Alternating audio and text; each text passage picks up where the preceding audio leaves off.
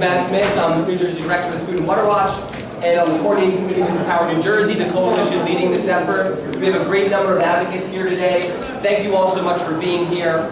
And we have one of our sponsors and champions of the bill, who I'm looking for, is right here, Senator Zwicker.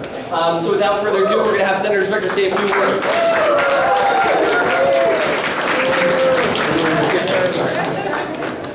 Face out. Thanks everyone for being here. Obviously it's been a tremendous amount of grassroots work to get us to this very moment. I don't need to tell you that we need polluters to pay. I need to tell you that they have been deceiving the American public for decades, that they have known about the harmful impacts of burning fossil fuels since the 1950s and have had a PR campaign purposefully designed to mislead the American people. They lied to us. It's time for them to pay for what they have done. That is exactly what the Climate Superfund bill will do. It is, as you see with everybody here, what a tremendous effort. Thank you for everything that you've done. We're going to get out there. I can't promise you when, because there's so much going on, but could not do this without you. I want to give a huge shout out. I know he's on the way. Senator McKeon has been leading this from day one and deserves so much credit. And so he's on the way. I'm happy to speak on his behalf, but thank you to everybody who's here. We have a few more legislators coming, but in the meantime, one of the representatives of our 150-plus organization coalition is Latino Action Network. We are so grateful for the leadership of Cookie Rivera, their senior policy advisor. So, Cookie. Good afternoon, everybody. I am one of the founding members of the Latino Action Network, C4, and I'm representing them here today. I'm proud to speak on behalf of our network and in strong support of the New Jersey Climate Superfund Act. For Latino families across New Jersey, climate change is not a distant threat. It's something that we live with every single day. Our communities are more likely to live in neighborhoods that flood first and recover last. We work in industries hit hardest by extreme weather, and every time a storm destroys a road, a sewage plant, or a school, it's our property taxes, our water bills, and our utility fees that go up, and that's how this is getting paid for. New Jersey has already spent billions responding to climate disasters. Superstorm Sandy caused nearly $30 billion in damage alone. Hurricane Ida took 30 lives. The DEP study found that in areas with large Latino populations, potential flooding losses reach as high as $65 billion. Just in a small sample they've studied statewide, the projected damage is over $1 trillion. These costs fall hardest on families who can least afford them. Latino and Black households already have significantly lower net worth than the statewide average. Every new climate disaster pushes our community even further behind. Meanwhile, the state is planning billions of dollars in new resiliency projects, from deep sewage tunnels in Newark and Hoboken to flood barriers in Bayonne, to major road bridge reconstruction in Patterson, Elizabeth, and across Middlesex and Monmouth counties. These projects are essential, but they are only the beginning. The Latino Action Network stands proudly with community organizations, labor unions, and environmental advocates, and family, and municipalities that support this legislation. Our message is clear. New Jersey cannot keep socializing the cost of climate change while privatizing profits of their companies that created it. We urge the legislature to pass S 3545 to ensure that working families, especially those hit hardest by climate change, are no longer left holding this bill. Thank you. God bless us all. Our next speaker is a co-sponsor of this critical legislation. He's a longtime climate champion in the New Jersey legislature. Let's give a warm welcome to Senator Patrick Dyke.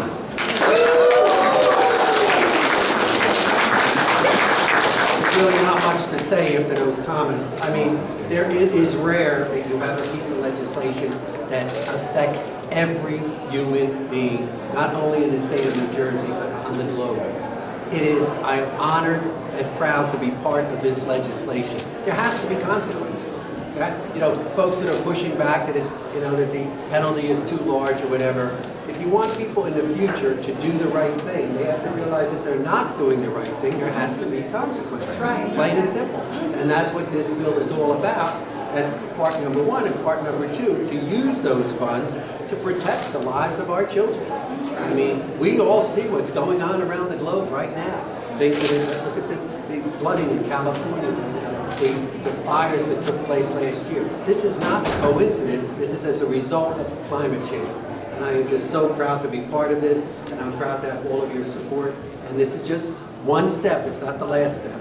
Keep us all in the loop, and let's go forward and make our state and our nation and our world a better place to live. Thank you.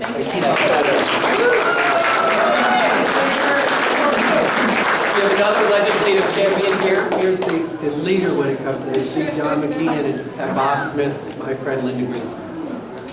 Thank you. This is a very significant day here in Trenton. We do many bills, and you know, all of them are not as significant as this one. This would be a major way, first of all, to protect the people of New Jersey from the tremendous costs of climate change, and to make sure that we are addressing climate change, that we get the polluters to pay. Extremely important. And so I look forward to this bill passing today. I am a co-sponsor on it. I'm also vice chair of the Environment Committee, so I'm so glad to see this major bill up today. I want to commend Senator McKeon, Senator Smith, and everybody else who's involved with it, and very much look forward to seeing it pass today. Thank you. Thank you so much, Senator. Our next speaker represents one of the most polluted communities in the country and has been fighting for clean air and environmental justice for decades. Let's give a warm welcome to Hazel Applewhite from the Ironbound Community Corps. All right. That's what we're here for, right? Making polluters pay. Can we say it? Make polluters pay.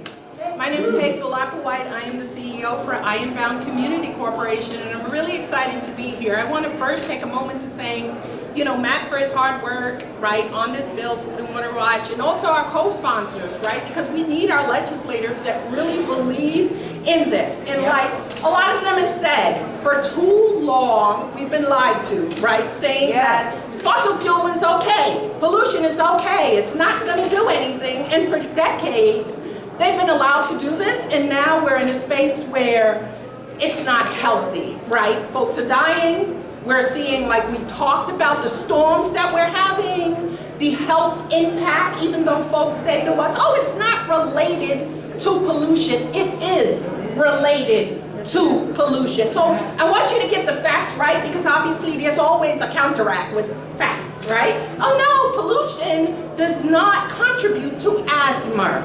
Yes, it does. Sure does. There's a huge health impact, and the polluters need to stop. There are more other clean energy solutions that we need our corporations, our legislators, the federal government to look into. We do not need any more pollutions in our area. So again, we're gonna make pollutions pay, right? For decades, we've been told, wait, that help is coming. In the Ironbound, we have been fighting against the Fort power plant that we're currently in litigations with.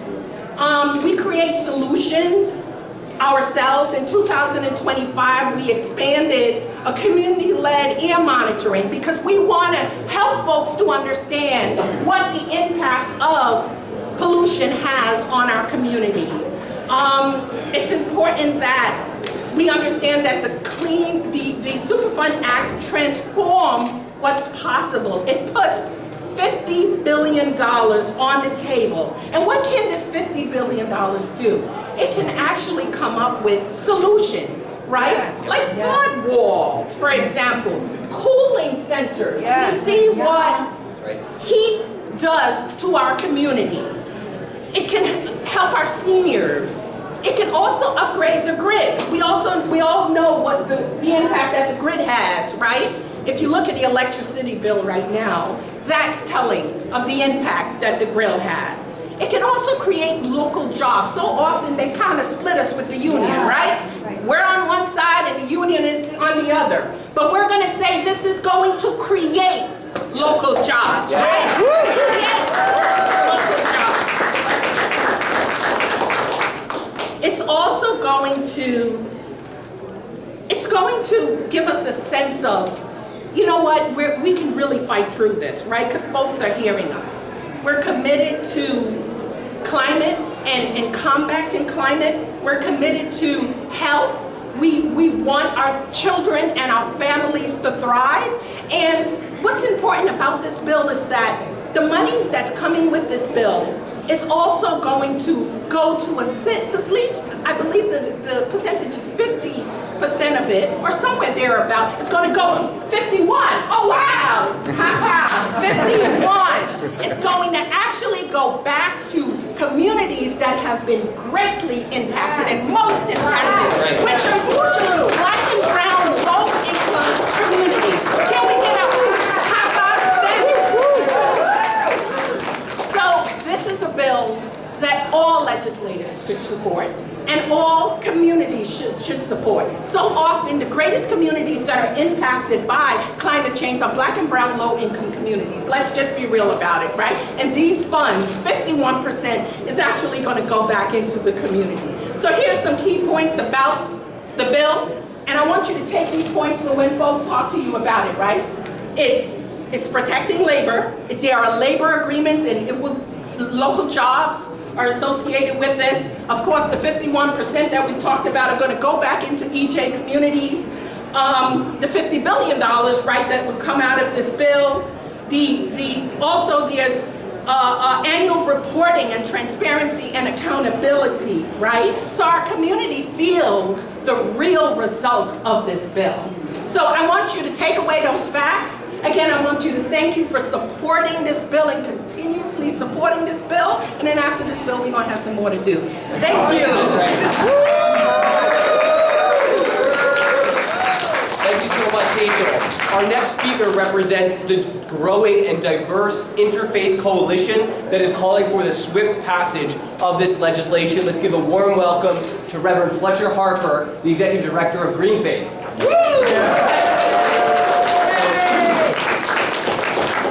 Let's be very clear that every single religion on the planet teaches that you do not get to harm your neighbor and walk away from it. That's right, yeah. And that is the core moral principle that underlies this bill. It's why more than 140 religious leaders around the state have signed a letter calling for the bill's passage, and it's why it's the right thing to do.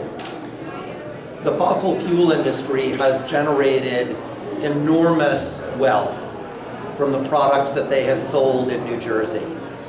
And in recent years, the biggest fossil fuel companies have reported over $100 billion a year in profits. Wow. It's $11 million every single hour. Wow. Now, these expenses have not been paid by the polluters. They've been paid by families, by small business owners, by EJ communities, and in moral terms, that's theft. I want to close by saying that when the powerful profit and the vulnerable bear the cost, society has to act. In recent days, our federal government, our national government, has acted with violent force specifically to gain access to control of more oil. Yeah. They have no intention of slowing the climate crisis.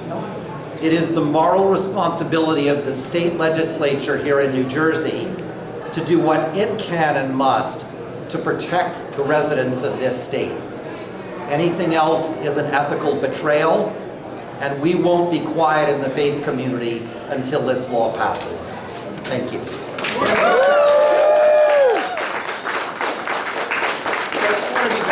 This is a big coalition effort. I want to name some of the organizations that are playing an important leadership role: Clean Water Action, Environment New Jersey, Climate Revolution Action Network, as you saw, Green Faith, obviously Food and Water Watch, and over 150 plus organizations who are organizing tirelessly to get this bill passed into law. One of the leaders of those organizations who represents youth across the state of New Jersey who are fighting for climate action and bold solutions to our crisis is Ben Jobeck from Climate Revolution Action Network. Ben. Hey, Ben. What are we here to do today? There we go. So today we are fighting for a more affordable future, right? To make sure the people who have caused this crisis finally get to pay for the damage, right? And what we are here today is asking the Senate Budget and Appropriations Committee to send a clear message that New Jersey is choosing affordability, accountability, and fairness. And you may see lies right now being released by big oil and their industry proponents. And I just want to say that this happens every single time something good happens. They know it's going to support black and brown communities. They know it's going to support frontline environmental groups.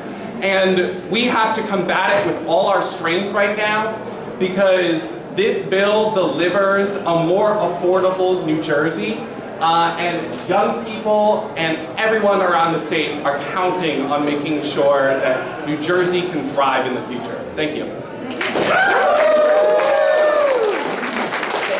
Next up we have the Executive Director of Clean Water Action in New Jersey, Amy Goldsmith. This is a great day. We have fought for a long time to make polluters pay for their climate wrongdoing. They know it, they need to get the bill, and they gotta pay up. That's right. That's what this is about. They know they did the wrong thing. They've known it for decades, just like the tobacco industry, just like the opioid industry. They did wrong, they gotta pay up. We're sending them the bill, they gotta pay. And we're gonna make sure that we're protected, because as was said before, the federal government's not there for us. And if we don't demand it of this legislature, the legislature might not do it on its own. So only good things, I don't want to say only good things, but almost only good things come because of people working together, fighting together for what's right, what's just, and that's what we're doing today. So Climate Superfund this is the day to get it out of committee, to get it voted on, and to make sure that we can protect our people here in the state and in the region for decades to come. Thank you.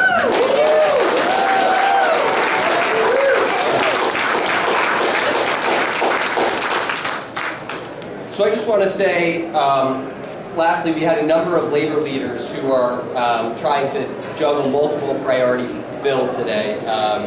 But, you know, I think this was highlighted by other speakers. It's a false dichotomy to suggest that we can't protect our health, that we can't protect our safety, that we can't protect our environment and have a thriving economy. In fact, it's the exact opposite. $50 billion invested into New Jersey's economy without any impact on taxpayers is the exact way you do all of those things and fight the affordability crisis, which is the Democrats' #1 priority right now, as it should be.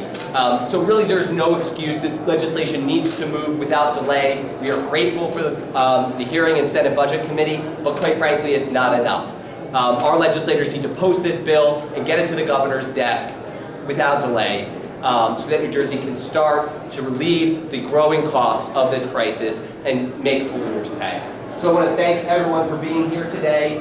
The committee hearing is getting started momentarily, but if members of the press had any questions, we also do expect our prime sponsor, Senator John McKeon, to arrive shortly, and when he does, we can obviously have him say a few words as well. But again, thank you all for your leadership. This doesn't happen without the tireless work of so many of you passing the 70+ municipal and county resolutions in support of this bill. the 46 Assembly members, and the 19 senators who are co-sponsoring this legislation. This work is incredible, and it's why we're being heard today in Senate budget, and why ultimately we will get this bill passed. So thank you all, and let's keep this fight going. Yeah.